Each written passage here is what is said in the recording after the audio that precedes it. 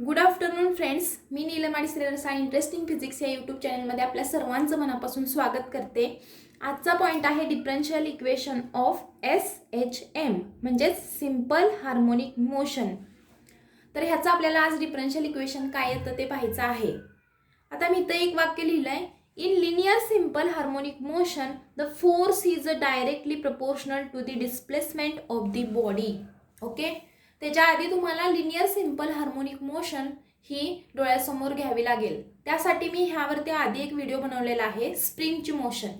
Spring जे आहे त्या स्प्रिंगला आपण काय केले बघा, एक एंड त्या स्प्रिंगचं फिक्स केले आणि दुसऱ्या एंडला आपण काय केलेला आहे, एक ब्लॉक अटॅच केलेला आहे ज्याला काहीतरी मास आहे. आणि ही स्प्रिंग आपण काय करणार आहे बघा, तर या स्प्रिंगचा जो ब्लॉक आहे ह्याला आपण पुल केलं म्हणजे ओढलं, तर त्यामुळं ही स्प्रिंग काय होणार आहे बघा, स्ट्रेच होईल. ओके, ही स्प्रिंग स्ट्रेच होईल म्हणजे स्ट्रेच्ड होईल. नंतर आपण सोडून दिला ब्लॉक, त्यानंतर ती स्प्रिंग काय होणार आहे बघा, कॉम्प्रेस होणार आहे. ओके, आपण इथं म्हणूया कॉम्प्रेस्ड.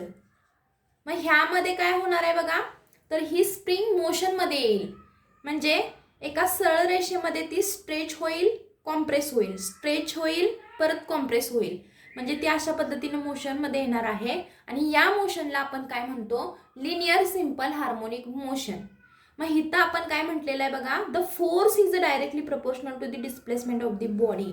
अशा पद्धतीची जर आपण लिनियर सिंपल हार्मोनिक मोशन डोळ्यासमोर घेत असेल तर त्यामध्ये एक रिस्टोरिंग फोर्स असतो जो काय करतो, तर त्या बॉडीला म्हणजे ह्या स्प्रिंगला ओरिजिनल पोझिशनमध्ये आणण्याचा प्रयत्न करतो.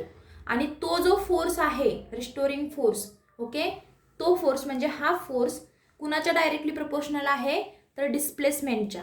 म्हणजे जेवढा आपण ह्या स्प्रिंगला स्ट्रेच करू, ओढू, ओके, जेवढं स्ट्रेचिंग जास्त असेल तेवढं डिस्प्लेसमेंट जास्त असेल, आणि जेवढं डिस्प्लेसमेंट जास्त तेवढा आपला हा फोर्स जास्त आहे. म्हणजे दोन्हींचं रिलेशन कसं आहे, डायरेक्टली प्रपोर्शनल. म्हणजे डिस्प्लेसमेंट वाढलं तर काय वाढणार आहे, आपला फोर्स इन्क्रीज होणार आहे. हेच आपण मॅथमॅटिकल फॉर्ममध्ये कसं लिहितो, तर F इज प्रपोर्शनल टू, आपण इथं x ही डिस्प्लेसमेंट घेऊया. ओके, मग आपण काय करतो बघा, तर हे प्रपोर्शनॅलिटी साइन काढून इथं इक्वल साइन घेतो आणि काहीतरी कॉन्स्टंट इथं घेतो. ओके, आता इथं मी काय घेतलं बघा, प्रपोर्शनॅलिटी साइन काढलं, इक्वल साइन घेतलं आणि इक्वल साइन घेतल्यानंतर मी एक कॉन्स्टंट k घेतला आणि हे आपली डिस्प्लेसमेंट. इथं निगेटिव्ह साइन लिहिलेला आहे. निगेटिव्ह साइन काय येतं बघा, ह्या फोर्सची, रिस्टोरिंग फोर्सची आणि ह्या डिस्प्लेसमेंटची डायरेक्शन अपोजिट असते. म्हणजे जर डिस्प्लेसमेंट ह्या डायरेक्शनमध्ये असेल, ओके, तर आपला फोर्स या डायरेक्शनमध्ये असणार आहे. आणि आपण सिंपल हार्मोनिक मोशनमध्ये 3 पोझिशन कन्सिडर करतो, म्हणजे 2 एक्स्ट्रीम पोझिशन आणि एक मीन पोझिशन असते. मीन पोझिशन कुठं असते, तर ती सेंटरला असते आणि ह्या एंडला तिची काय असते, एक्स्ट्रीम पोझिशन असते. मग आपल्या रिस्टोरिंग फोर्सचं काय काम आहे, जर आपण ह्या साईडला स्प्रिंगला ओढत असेल तर आपला रिस्टोरिंग फोर्स जो आहे तर त्याची डायरेक्शन कुठं असणार आहे, टुवर्ड्स द मीन पोझिशन, म्हणजे ह्या दिशेला ती असणार आहे. त्यामुळं आपण काय म्हटलंय, फोर्स आणि एक्सची डायरेक्शन जर अपोजिट असेल तर त्यासाठी आपण इथं निगेटिव्ह साइन घेतलेलं आहे. यानंतर इथं आपण असं म्हणू की k हा कॉन्स्टंट आहे. ओके, मग त्याला नाव देऊ आपण, त्याला आपण काय नाव देऊ बघा, तर तो कोणता कॉन्स्टंट आहे म्हणू, तर तो कॉन्स्टंट आपला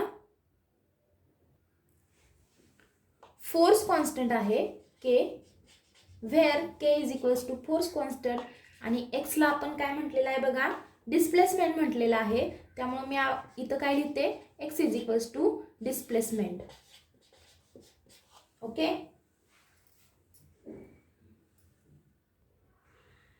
x is equals to displacement and k is equals to force constant. Next, according to Newton's second law of motion. Okay, न्यूटन्सचे काय आहेत बघा, मोशनचे लॉज आहेत. त्यामध्ये सेकंड लॉ आपल्याला काय सांगतो, तर तो फोर्सचं इक्वेशन देतो. मग फोर्स इज इक्वल्स टू काय असतं बघा इक्वेशन, ते m × a. मग ह्यामध्ये m म्हणजे मास आहे आणि a म्हणजे काय आहे, ॲक्सेलरेशन आहे. ओके, म्हणजे आपण इथं according to Newton second law of motion F is equals to ma हे इक्वेशन लिहिलं. आपण ह्याला काय करूया, इक्वेशन नंबर 1 म्हणूया आणि ह्याला काय म्हणूया, इक्वेशन नंबर 2. इक्वेशन नंबर 1 आणि इक्वेशन नंबर 2 जर आपण कम्पेअर केलं तर त्याची बघा LHS साईड कशी आहे, सेम आहे. मग आपण काय करू शकतो, ह्या दोन RHS साईड काय करू शकतो, इक्वेट करू शकतो. ओके, पण इक्वेट करण्याआधी आपण काय करणार आहे बघा, तर ॲक्सेलरेशनची व्हॅल्यू काढून घेणार आहे. ॲक्सेलरेशनची व्हॅल्यू काढून घेणार आहे म्हणजे काय करणार आहे, तर ॲक्सेलरेशन म्हणजे काय असतं बघा, acceleration is the rate of change of velocity with respect to time. आणि व्हेलॉसिटी म्हणजे काय, तर मी हे तुम्हाला दोन्हीही सांगणार आहे. बघा, व्हेलॉसिटी आपण कशी डिफाईन करतो, तर v is equals to dx upon dt.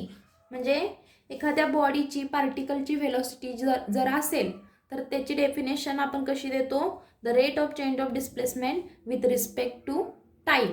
म्हणजे त्या बॉडीनं किती अंतर कव्हर केले किंवा विस्थापन किती झाले त्या बॉडीचं divided by time. v is equals to dx upon dt हे इक्वेशन आपण व्हेलॉसिटीसाठी लिहिलेलं आहे. जसं velocity is equals to dx upon dt असतं, तसं ॲक्सेलरेशन म्हणजे काय असतं, तर हा देखील रेशो असतो.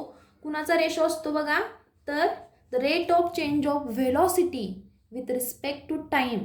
जर एखाद्या बॉडीची जी व्हेलॉसिटी आहे तर ती काय होत असेल, चेंज होत असेल, तर तिथं काय होतं, ॲक्सेलरेशन क्रिएट होतं. तुम्ही टू व्हीलर गाडीचं एक्झाम्पल डोळ्यासमोर घेऊ शकता. त्याची जी व्हेलॉसिटी आहे तर ती काय होते, कमी जास्त होत असते. ओके, त्यामुळे तिथं काय तयार होतं, ॲक्सेलरेशन क्रिएट होतं. मग acceleration is the ratio of the rate of change of velocity with respect to time. पण व्हेलॉसिटीचं इक्वेशन आपण काय लिहिलेलं आहे बघा, dx अपॉन dt. व्हीच्या ठिकाणी आपण काय घालूया, dx अपॉन dt. इक्वेशन कसं होणार बघा हे, तर इथं व्हीच्या ठिकाणी आपण ही व्हॅल्यू सबस्टिट्यूट करणार आहे. बघा, मग काय होणार आहे इथं इक्वेशन, तर d बाय dt. बघा, मग आपलं इक्वेशन असं होईल d by dt dx upon dt. मग आपण मल्टिप्लाय करूया, d इंटू d स्क्वेअर होईल आणि x तसंच राहील, d2x म्हणतो आपण असं त्याला. dt इंटू dtचा काय होणार आहे, स्क्वेअर होणार आहे. म्हणजे d2x अपॉन dt स्क्वेअर ही आपल्याला ॲक्सेलरेशनची व्हॅल्यू भेटली. ती व्हॅल्यू आपण काय करणार आहे, या इक्वेशनमध्ये सबस्टिट्यूट करणार आहे. मग हे इक्वेशन कसं होणार आहे, f is equals to ma. एच्या ठिकाणी आपण काय सबस्टिट्यूट करूया, d2x upon dt square. Okay, substitute केल्यानंतर आपलं इक्वेशन असं होईल m d2x upon dt square. आता काय करायचं आहे, मी सांगितल्याप्रमाणे मग अशी LHS साईड सेम आहेत.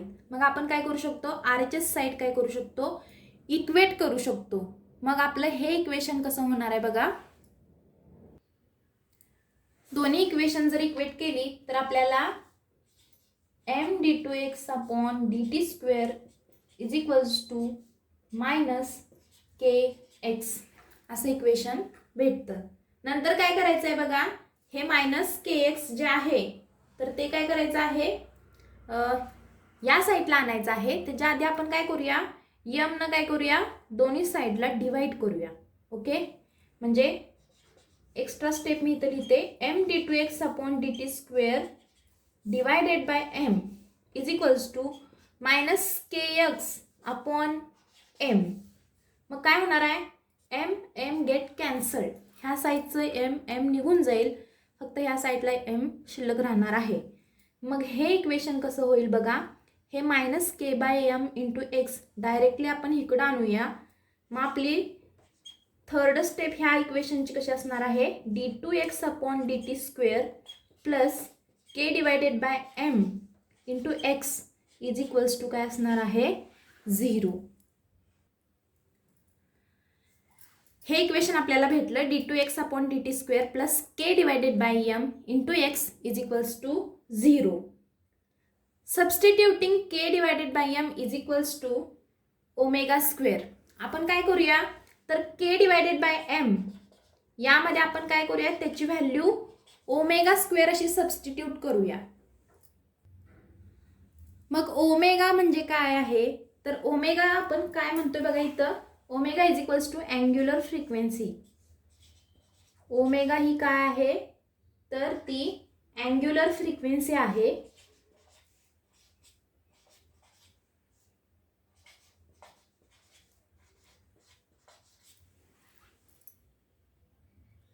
मग आपण काय करूया त्या इक्वेशनमध्ये इक्वेशन नंबर 3 म्हटले त्याला आपण त्यामध्ये k/m ची व्हॅल्यू आपण ω² असे सबस्टिट्यूट करूया.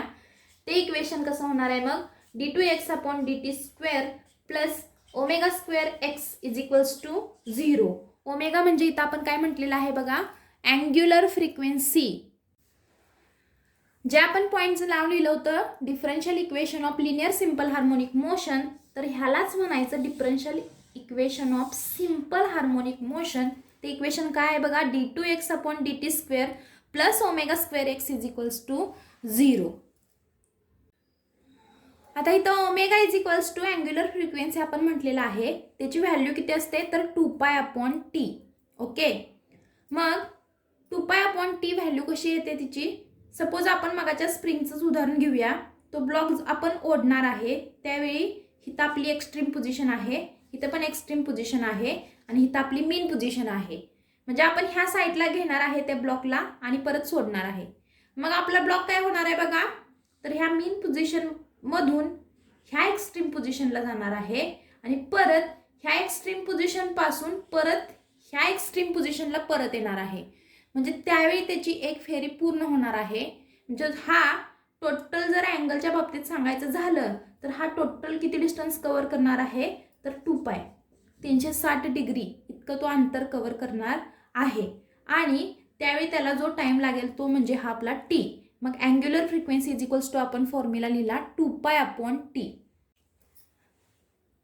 तर इथं ओमेगा बरोबर अँग्युलर फ्रिक्वेन्सी आहे. अशा पद्धतीनं हा पॉईंट इथं संपलेला आहे. Thanks for watching this video. जर तुम्हाला व्हिडिओ आवडला असेल तर लाईक शेअर आणि सबस्क्राईब करायला अजिबात विसरू नका. थँक्यू.